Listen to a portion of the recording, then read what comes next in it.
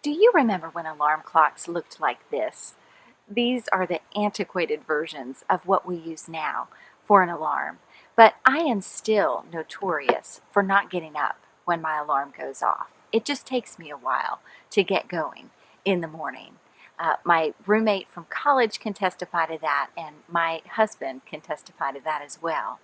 But I want to use that as an example for us, just kind of a visual for us in the message that God has given me for today. I want to read from John 17, and it's the account of Jesus' prayer right before the crucifixion. In verse 4, he says to his Father, I glorify thee on the earth, having accomplished the work which thou hast given me to do.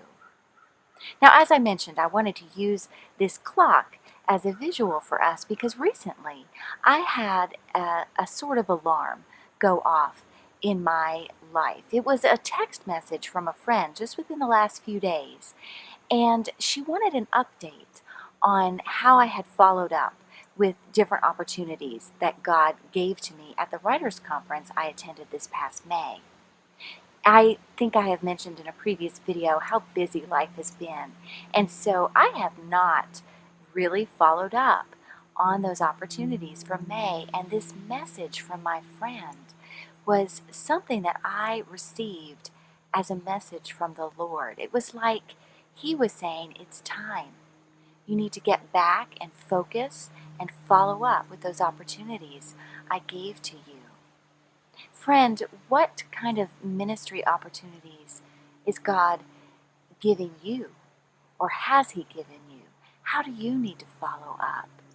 My friend spoke to me in a very kind and loving yet firm way. She said, I love you, get moving, the world needs to hear.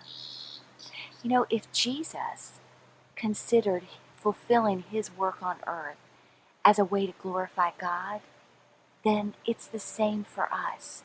We need to accomplish the work God gives us to do as a means of glorifying God. And so, what do you need to respond to today? What kind of alarm do you need to pay attention to? What kind of reminder do you need to hear telling you to get moving, follow through, and accomplish the work that God has given you to do?